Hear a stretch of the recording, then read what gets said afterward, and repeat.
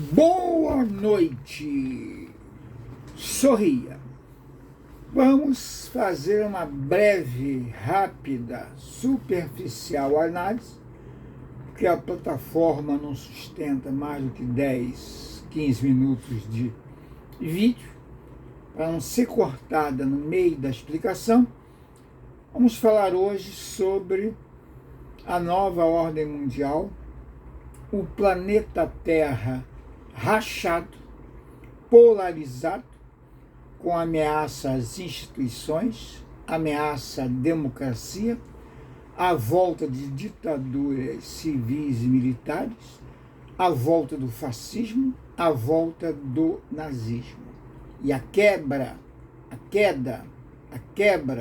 o rompimento do contrato social realizado por Jean-Jacques Rousseau, por John Locke e por Thomas Hobbes, lá na Europa, nos séculos retrasados. Então vamos começar uma breve análise.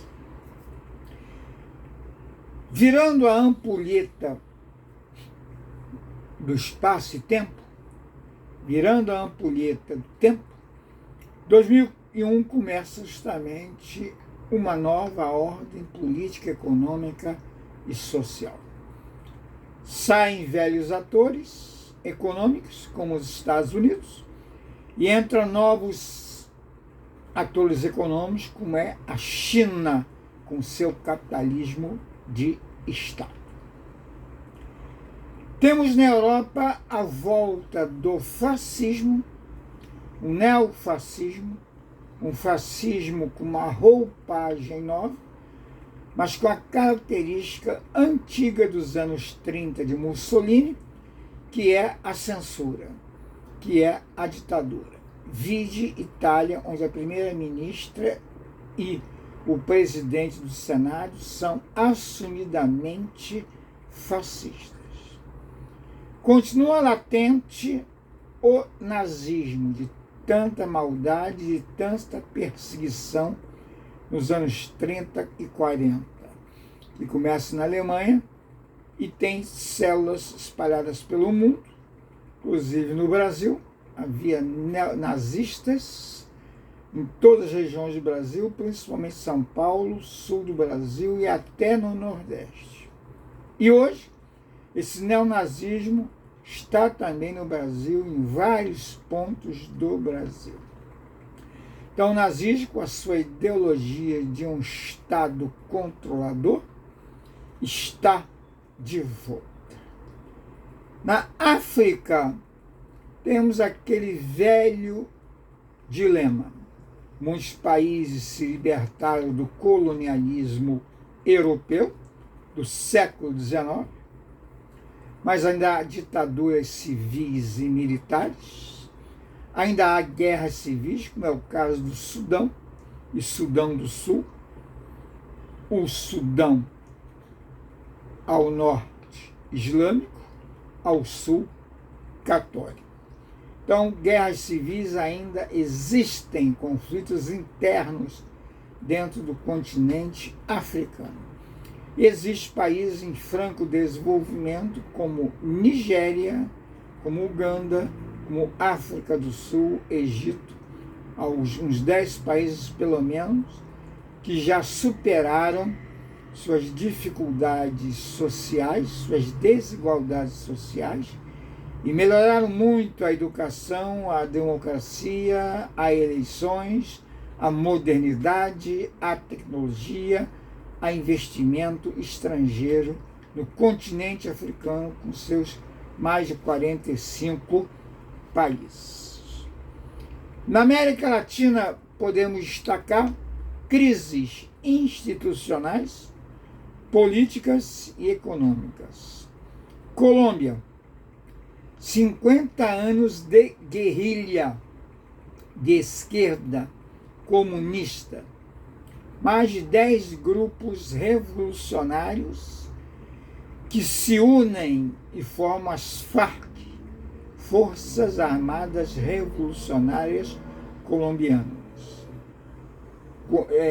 e tem o seu principal líder na época, o M19 de Outubro, e outros grupos. Hoje, o ex-guerrilheiro presidente Petro assumiu o poder, Colômbia de esquerda, hoje, mas ainda há um grupo guerrilheiro que não aceita entregar as armas e pagar pelos seus crimes, ou ser anistiado pelo atual governo. Continua a guerrilha, de certo modo, nas selvas colombianas. Peru, lá atrás, com o grupo guerrilheiro Tupac Amaru, do professor e filósofo Guzmán, hoje preso numa ilha peruana no Pacífico, prisão perpétua, que fez a guerrilha urbana e rural no Peru. Hoje o Peru está numa crise institucional, querem tirar do poder a vice-presidente, que assumiu o poder porque o presidente foi cassado, destituído do cargo, um professor, um presidente professor de esquerda altamente radical, quis dar um golpe em si mesmo, igual Jânio Quadros em 1960 no Brasil, apesar que Jânio Quadros era de direita, extrema direita. Então, no Peru, hoje há choques, bloqueio de estradas, confusão, tumulto, e o Peru já possui muitas mortes por isso. Também eu tenho na Argentina uma crise econômica que se arrasta há mais de 10 anos, tá? Na Nicarágua, um ex-guerrilheiro, Ortega, nos anos 70, que criou justamente a Frente Sandinista de Sandino, um homem que foi morto justamente pela família Somoza, que era dona de todo o país, rádio, TV, fábricas, aeroportos, indústrias e tudo. E Somoza foi retirado do poder e o presidente Ortega assumiu, já foi reeleito 6 vezes e agora persegue a imprensa, persegue a minoria da oposição que quer tirar ele do poder. Nicarágua hoje se tornou uma ditadura. Também existem as gangues, né?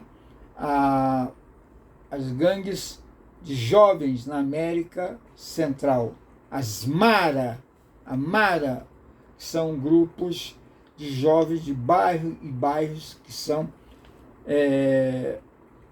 terroristas, entre aspas, mas fazem justamente tocar o terror nos países da América do Sul. Então, Nicarágua, hoje uma ditadura. Venezuela, com a Revolução Bolivariana, onde Simão Bolívar queria fazer uma América do Sul unida, justa socialmente.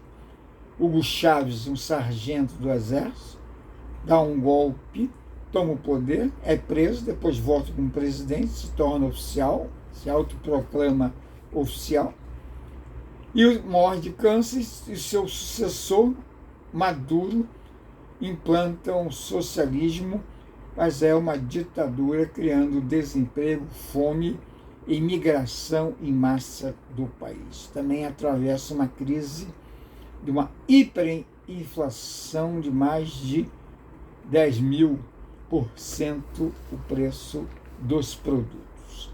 Então, a América Latina passa por controvérsias.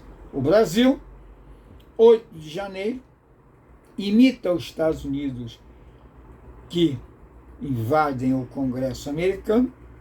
O Brasil imita e vai justamente depredar o Congresso, o Supremo Tribunal, o Palácio do Planalto, depredando as obras de arte, depredando o patrimônio, desrespeitando a Constituição, a lei, um número de golpistas capitaneados por alguns líderes vândalos que tentam dar um golpe e acabar com a democracia e com o resultado da recente eleição que ocorreu no país.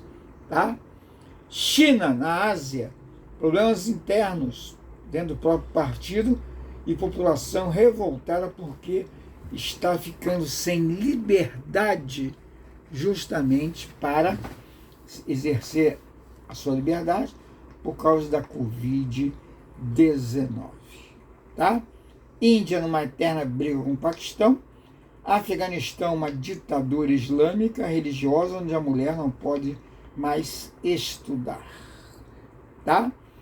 Volta das ditaduras como na Hungria. No Irã, uma teocracia. No Irã, a polícia da moralidade, onde a mulher tem que usar véu e vestido longo, tá?